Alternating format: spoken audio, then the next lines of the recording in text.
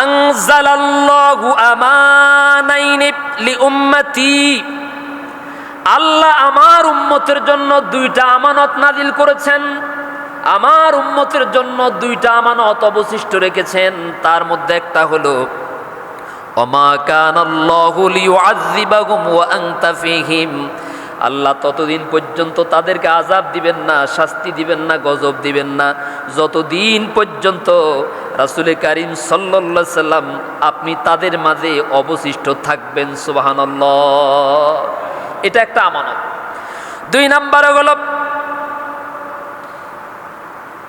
ফাইদা মাদাইতু তারাকতু ফীহিমুল ইস্তিগফারু ইলা ইয়াউমিল কিয়ামাহ, যদিও আমি দুনিয়া থেকে চলে যাই, যদিও আমি ইন্তেকাল হয়ে যাই, আমি দুনিয়া থেকে চলে গেলেও আমি আমার উম্মতের জন্য এমন একটা বিষয় রেখে যাব যেটা কিয়ামত পর্যন্ত আমার উম্মতের আমল করলে আল্লাহ তাদের উপরে আর কোনো আযাব নাজিল করবেন না। সেটার নাম হলো ইস্তিগফার। সুবহানাল্লাহ, বিষয়টা খেয়াল করুন।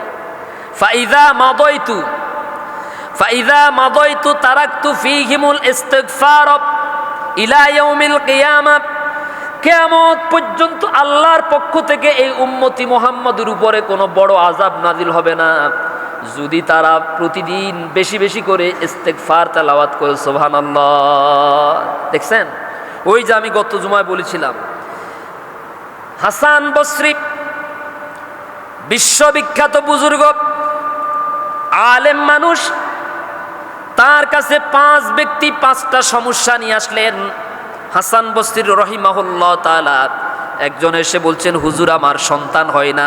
হুজুর সবক দিলেন, বলো ইস্তিগফার। আরেকজন এসে বললেন, আমার জমিনে বৃষ্টি হয় না। হুজুর কাছে দোয়া চাইলেন, হুজুর বললেন পড়ো ইস্তিগফার। আরেকজন বললেন, আমার নহরের মধ্যে পানি নাই, একটু দোয়া করেন হুজুর। হুজুর বললেন তুমি পড়ো ইস্তিগফার। আরেকজনে বললেন, আমি পারিবারিকভাবে অসুবিধায় আছি, আমার জন্য দোয়া করেন। হুজুর বললেন ইস্তিগফার পড়ো। আরেকজন এসে বললেন, হুজুর সাংসারিক জীবনে বড় কষ্টে আছি, আমার জন্য দোয়া করেন। হুজুর তখন সবক দিলেন, তুমিও পড়ো ইস্তিগফার। 5 দিন 5 ব্যক্তি 5 ধরনের সমস্যা নিয়ে হুজুরের কাছে আসলেন।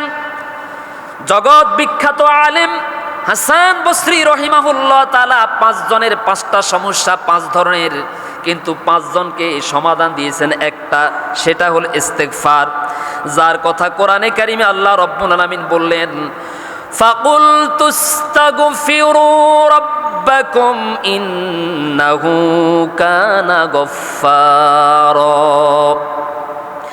ইউরসিলিস সামাআ আলাইকুম মিদরারা ويمددكم بأموال وبنين ويجعل لكم جنات ويجعل لكم أنهارا। 5 জনে 5টা সমস্যার জন্য আসলেন। হাসান বসরি রহিমাহুল্লাহ তাআলা 5 জনকে একটাই সবক দিলেন, যদি একটা সবককে অর্জন করতে পারে, আমল করতে পারে, দুনিয়ার যত সমস্যায় আছে আল্লাহ তার বান্দাকে সব ধরনের সমস্যা থেকে মুক্ত করে দিবেন। সুবহানাল্লাহ, এই ওয়াদাটা কার?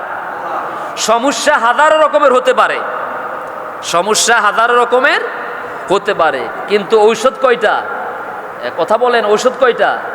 সেটা হলো ইস্তিগফার। সেটা কি ভাই একটু দেখেন না, আমি চেষ্টা করতেছি, আপনিও করেন, আমরা সবাই করি, দেখবেন হঠাৎ একটা পরিবর্তন দেখতে পাবেন। প্রতিদিন পড়েন আস্তাগফিরুল্লাহ আস্তাগফিরুল্লাহ, অন্তত বড় না পারলেও ছোট ছোট করে পড়েন আস্তাগফিরুল্লাহ। যেই মানুষটা প্রতিদিন আল্লাহর কাছে 100 বার ক্ষমা চায়, সেই মানুষটা কি কারো জমিন ঠেলতে পারে? হ্যাঁ, বুঝাইতে পারি। যেই মানুষটা দৈনিক আল্লাহর কাছে 100 বার ক্ষমা চায়, সেই লোকটা কি কখনো আরেকজনের সম্পদ অন্যায়ভাবে দখল করতে পারে? যেই মানুষটা দৈনিক 100 বার ইস্তিগফার করে আল্লাহর কাছে, সেই মানুষটা কি খাদ্যে ভেজাল দিতে পারে? যেই মানুষটা দৈনিক 100 বার আল্লাহর কাছে ক্ষমা চায়, সেই মানুষটা কি কখনো কাউকে মিথ্যা মামলা দিয়ে হয়রানি করতে পারে? পারে না। তাহলে সমস্যা হাজারো রকমের, এই হাজারো সমস্যা থেকে মুক্তি দিতে পারে যেই জিনিসটা, সেটার নাম হচ্ছে ইস্তিগফার। সেটার নাম কি? ইস্তিগফার। আল্লাহ আমাকে ক্ষমা করো, আল্লাহ আমাকে মাফ করো, আল্লাহ আমাকে ক্ষমা করে দাও। তো যে লোকটা আল্লাহর কাছে ক্ষমা চায় সেই লোকটা তো কখনো কাউকে কষ্ট দিতে পারে না, তার সাথে তো মাদকের কোনো সম্পর্ক থাকতে পারে না। আজকে গোটা বাংলাদেশের সবথেকে বহুল আলোচিত সমস্যা সেটা হচ্ছে আমাদের তরুণ প্রজন্ম, আমাদের তরুণ যুব সমাজ ধ্বংস হয়ে যাচ্ছে। একেবারে ধ্বংসের চূড়ান্ত পর্যায়ে তারা উপনীত হয়ে গেছে, দ্বার প্রান্তে চলে গেছে মাদকে আসক্ত হয়ে।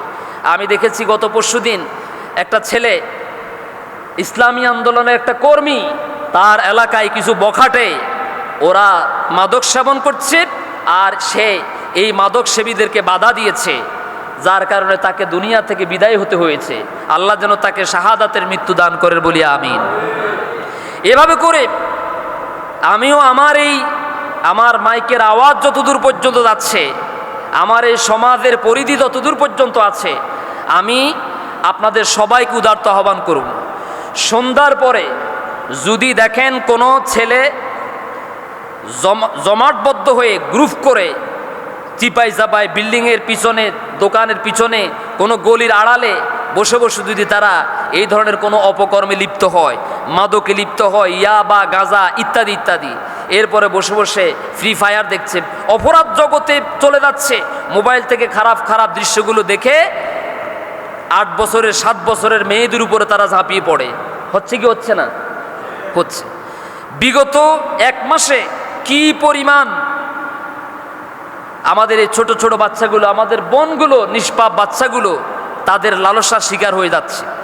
আমাদের দেশের আইন দুর্বল হওয়ার কারণে, আমাদের আইন সবল তখন যখন কোনো মসজিদে, কোনো মাদ্রাসায় দ্বীনি কোনো জলসা হয়, কোনো দ্বীনের তালিম হয়, কোরআন হাদিসের দার্স হয়, তখন আমাদের প্রশাসন সেখানে গভীরভাবে দৃষ্টি নিক্ষেপ করে তাদেরকে সেখান থেকে গ্রেপ্তার করতে পারে, অনেক কিছু করতে পারে।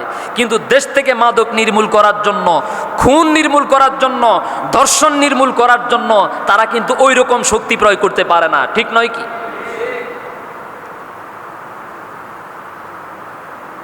আর প্রতিনিয়ত দেখছি, হয়তো মানুষ যখন মিছিল করে, প্রতিবাদ করে, তখন অপরাধীদেরকে তারা গ্রেপ্তার করে, আদালতে উঠায় আর নামায়, উঠায় আর নামায়, এই পর্যন্ত